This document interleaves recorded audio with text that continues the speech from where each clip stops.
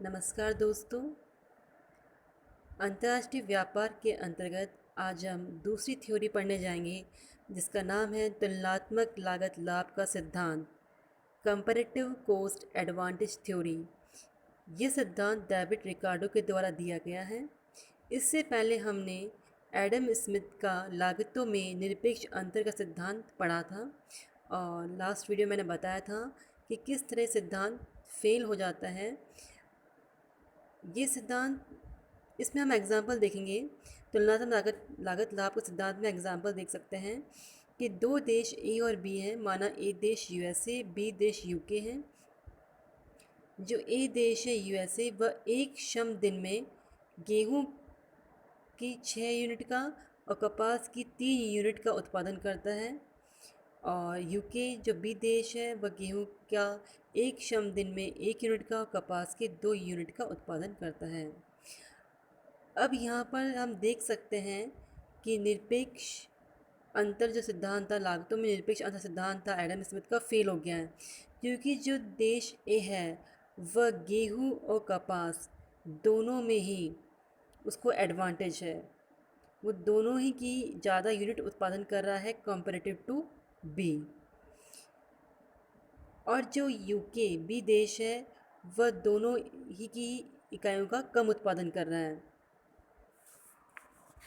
David Ricardo सिद्धांत की मान्यता भी वही है जो पहले थी। इन्होंने भी श्रम ही उत्पादन का एकमात्र साधन माना है। सभी इकाइयाँ श्रम की समरूप हैं। उत्पादन के साधनों को देश के अंतर्गत पूर्ण गतिशील माना गया है, लेकिन विभिन्न देशों के अंतर्गत अगतिशील माना गया है। सिद्धांत में एक समय में केवल 2 देशों तथा 2 वस्तुओं पर विचार किया गया है। परिवहन लागतों की पूर्णतः उपेक्षा की गई है। उत्पादन स्थिर लागत सिद्धांत के अंतर्गत होता है।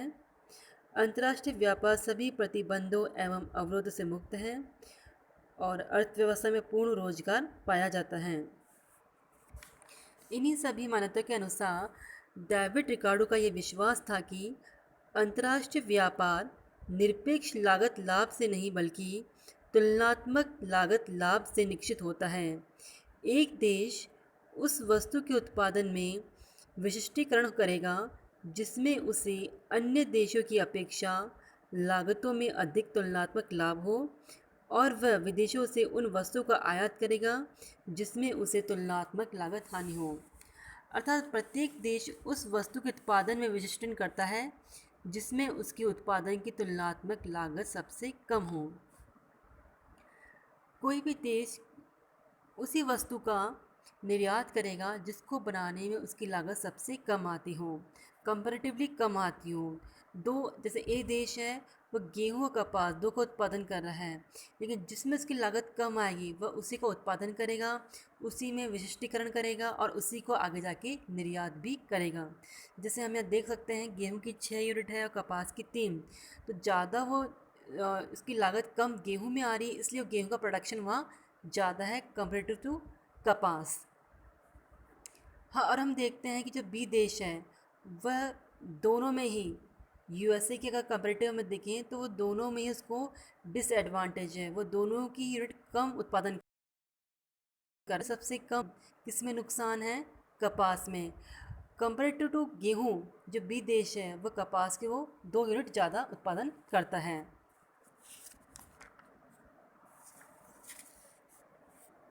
तो इस तरीके से हम देख सकते हैं कि UK has an absolute disadvantage with respect to the USA in production of both wheat and jute.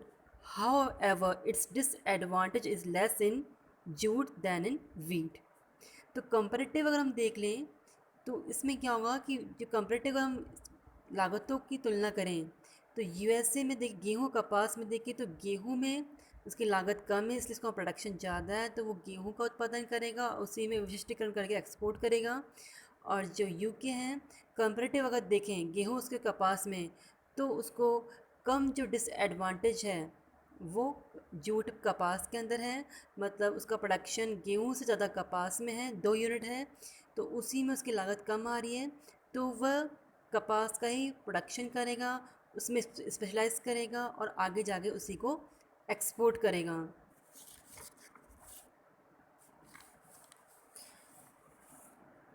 तो इस प्रकार से हम देख सकते हैं country is more efficient than country B in producing both the products, but country A would benefit more by producing wheat and export it to country B because it has a greater comparative advantage it. तो हमने देख लिया है जो ए देश है वह गेहूं के उत्पादन में और बी देश है वह कपास के उत्पादन में अपने अपने उत्पादन के अंदर विशिष्टीकरण करके उनको एक्सपोर्ट करेंगे। और यहाँ हम देख सकते हैं कि एडम स्मिथ का सिद्धांत काम नहीं कर रहा है। यहाँ जो है तुलनात्मक रूप से हमें कंपैरेटिव स्टडी को हमें देखना होगा कि किस तरीके से कौन सा देश कंपैरेटिव किस में उसमें लागत कम है जिससे उसका प्रोडक्शन ज़्यादा हो रहा है, जिसमें लागत कम है उसी में प्रोडक्शन ज़्यादा होगा और वो उसी का उत्पादन करेगा। तो ये हमारा सिद्धांत है तुलनात्मक लागत लाभ का रिकॉर्ड का सिद्धांत।